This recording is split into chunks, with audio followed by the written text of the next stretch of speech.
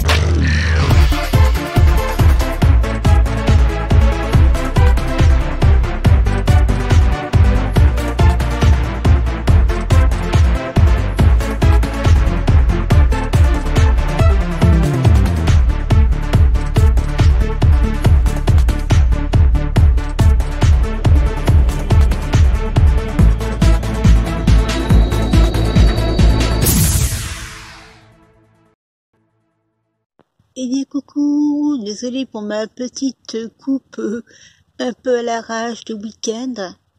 On se retrouve pour la suite des événements. Donc je vous résume le travail que j'ai fait ces derniers jours.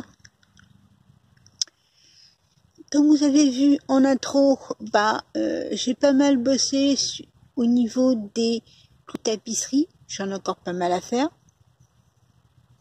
Je vous montre l'ampleur que j'ai encore à accomplir, c'est-à-dire donc là tous les clous du dossier, là tout le devant de ce fauteuil là, l'arrière de celui-ci, ok, et l'autre côté de chacun des fauteuils, plus l'autre côté des accoudoirs.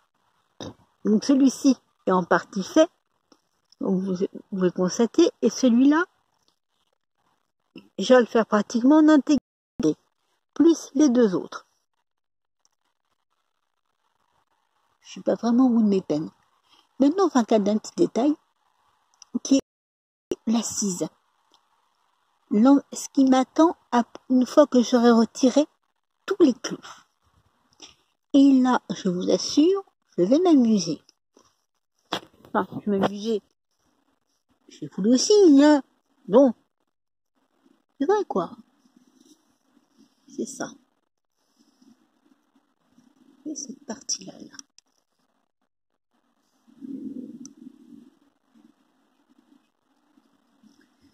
Toute cette partie-là, qui est située sous le tissu.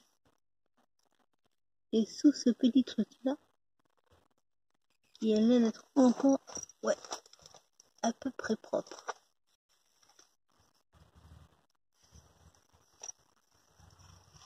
Donc là, comme on peut voir, il y a différentes couches.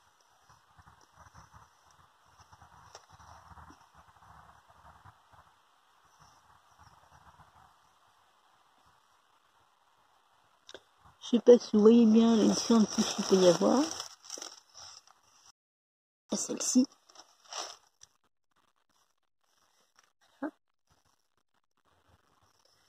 Et ceci. D'accord? Donc ça ressemble méchamment de jute. Il y a cette partie-là, là. Et ça s'enlève apparemment, il y a de la graisse. Donc ce petit truc-là, ben, il va pas me falloir ma pince à dénuder pour enlever ça, mais la pince multiple. Et il y en a tout du long là pour tenir cette partie-ci.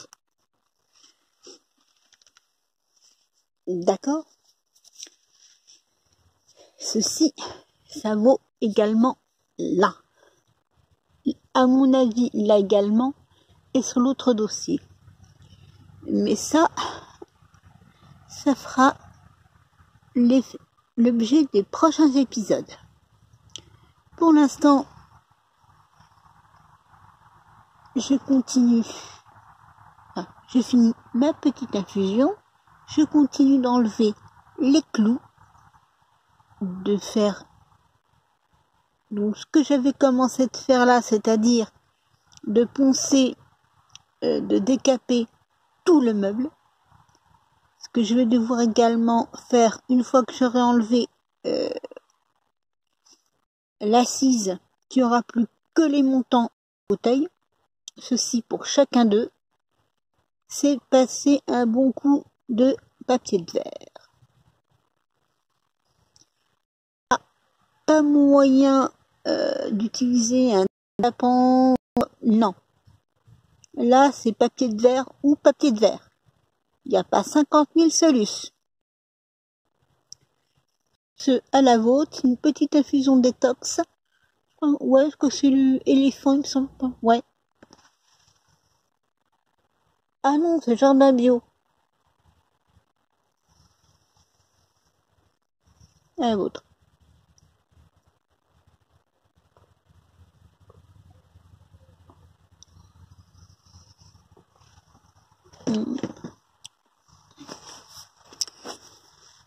Ah, j'ai pas encore choisi mon tissu. Bah non, parce que j'ai pas encore le papier peint. Encore que je sais ce que je veux comme papier peint, ceci dit, je vous dirais. Donc, à moins d'aller chercher ce qu'il faut, marché Saint-Pierre, dans ce coin-là, que ce soit les différents matériaux qui vont composer la nouvelle assise et les nouveaux dossiers de chacun des fauteuils, et d'acheter les autres produits dont j'ai besoin sur les montants. Parce que si je veux que ça rentre à peu près dans le même esprit que mon autre meuble, je vais certainement devoir mélanger plusieurs teintes, donc acajou que je mets en base et d'autres teintes. Une autre teinte essentiellement, soit chêne moyen, soit merisier. À moins que ce soit chêne clair, mais ça me surprendrait. Non, chêne clair, ça me surprendrait. Merisier peut-être, mais chêne clair, non. Chêne doré, encore moins. Enfin, chêne doré, oui. Non, chêne doré, non. Chêne clair, encore moins. Pardon. J'ai fait un lapsus. Mais certainement, chêne moyen, peut-être. Mais je pense plus merisier. Je me trompe peut-être ceci dit, mais je pense plus merisier. Donc voilà. On va continuer tranquillement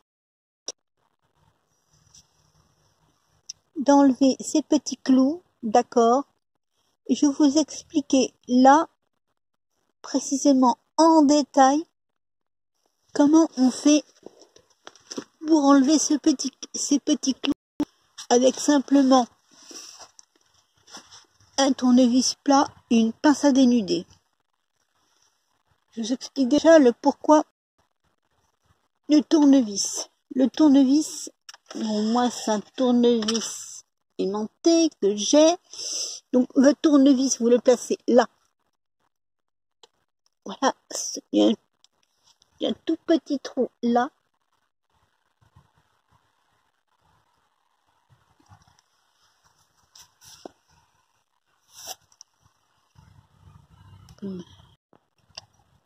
Vous voyez là où je place une toute petite fente ici, vous voyez. Je place mon tournevis et je fais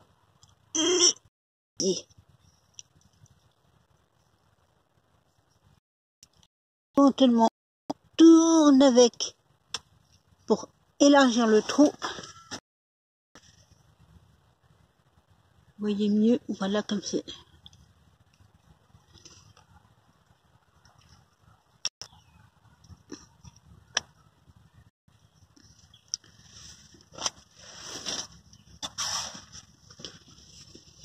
C'est pas évident. Tenir l'appareil qui fait caméra et en même temps le tournevis.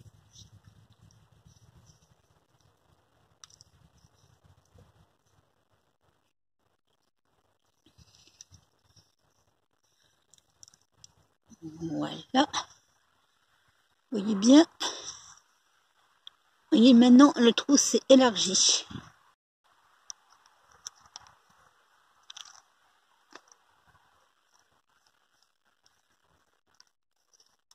On lâche encore un petit peu, voilà, comme ceci, c'est bon. Et maintenant, on pose le tournevis. Et on prend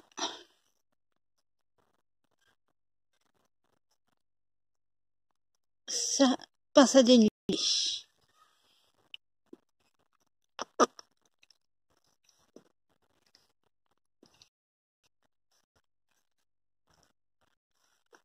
Oui, comment je la place? Sous. Et parfois, il faut tirer un petit peu plus fort que ce que je lui ai tiré là. Et voilà.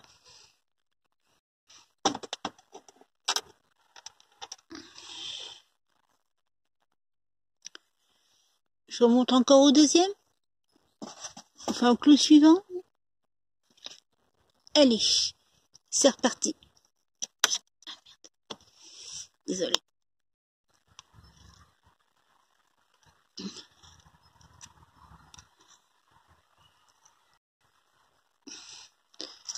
Ah.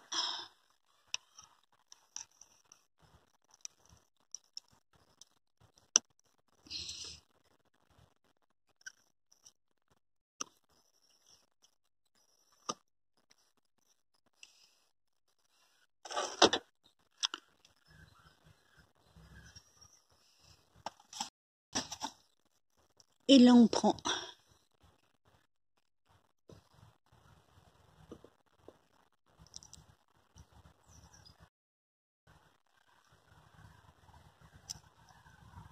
et voilà.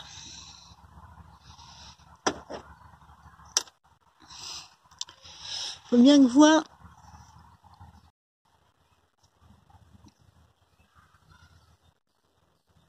la pince à dénuder.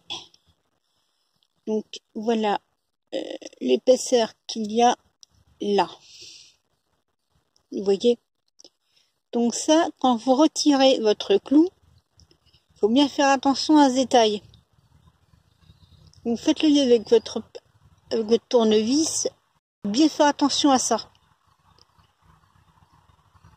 Parce que sinon, vous allez arriver avec votre pince à dénuder, la main ça passe, elle va pas pouvoir passer. Et ça, c'est le côté un petit peu con. Mais bon, voilà, je vous ai résumé brièvement ma technique pour enlever les clous, sachant que je ne dois pas être la seule à l'utiliser, cette technique-là, ok?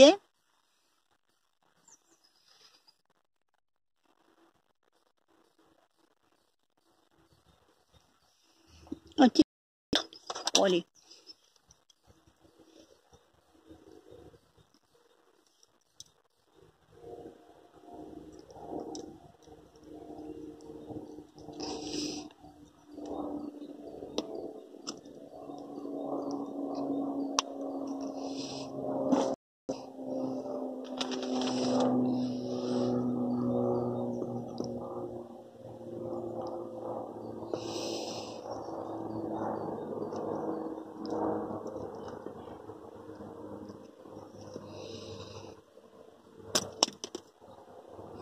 Il est tombé tout seul, c'est pas grave.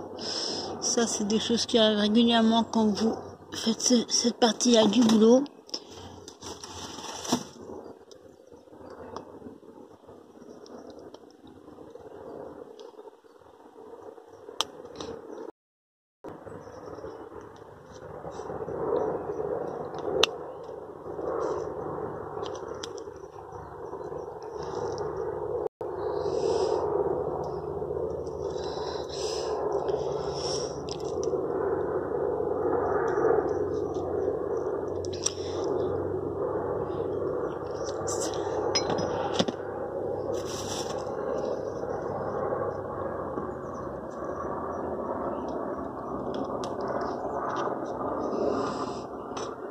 Mais là, quand j'arrive,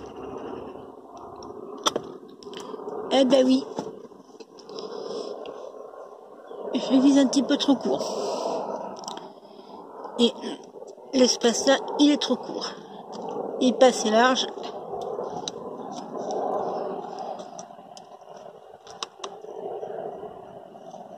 On élargit un peu plus, voilà.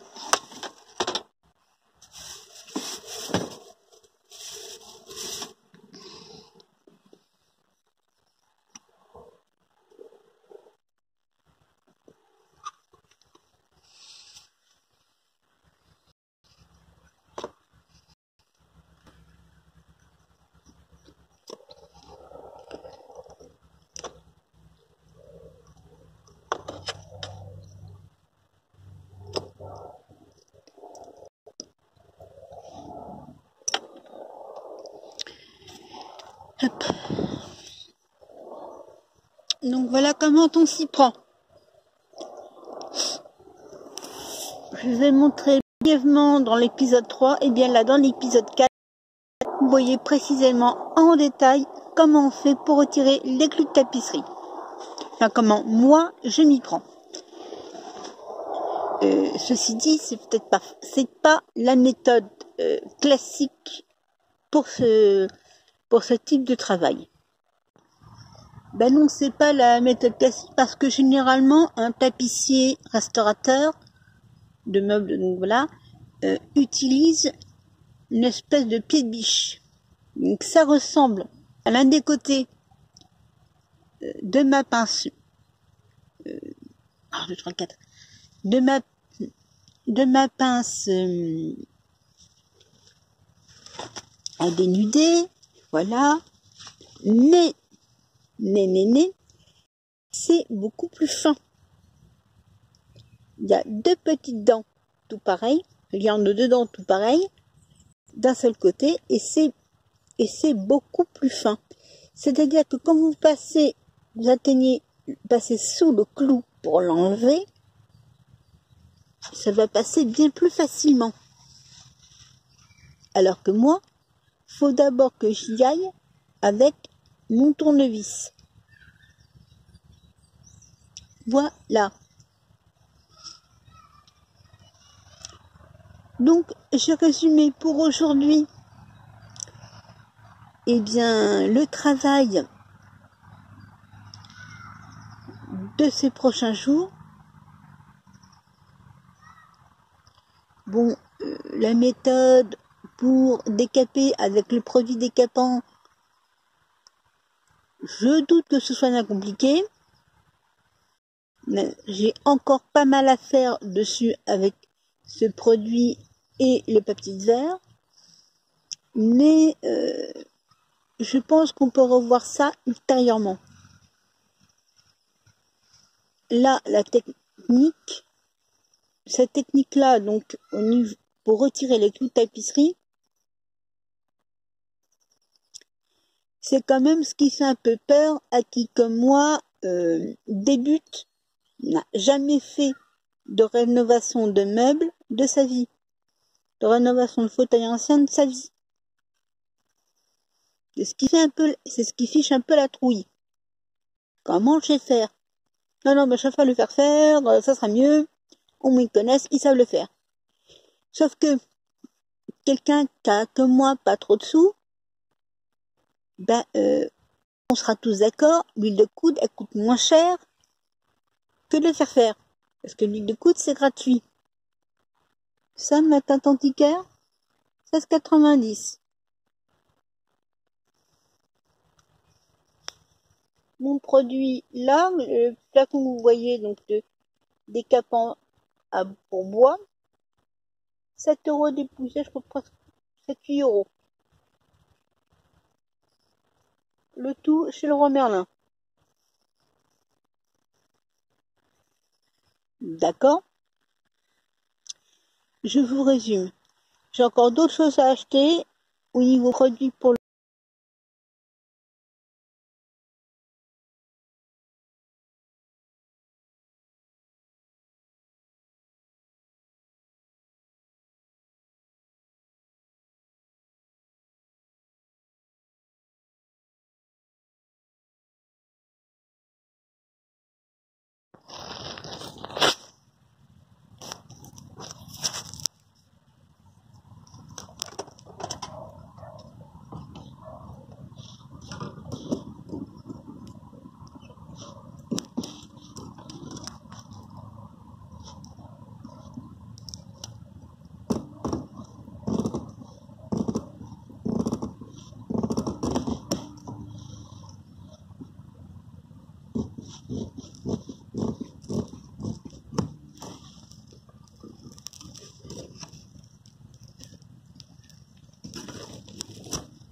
Alors, l'objectif là, c'est d'enlever tous ces ressorts. Il y en a 6 au total. Il faut démonter tout ça.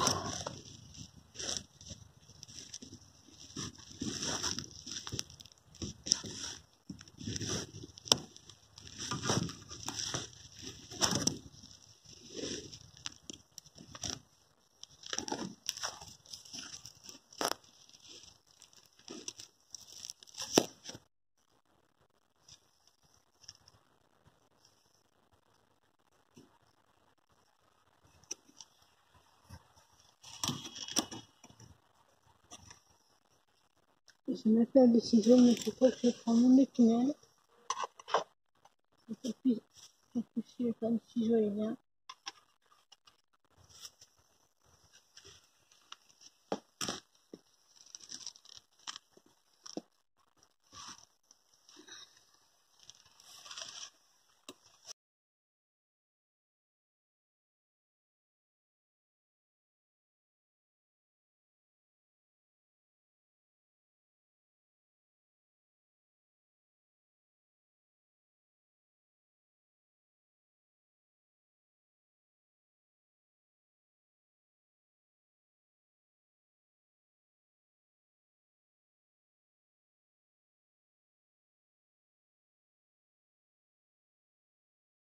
C'est propre les humains.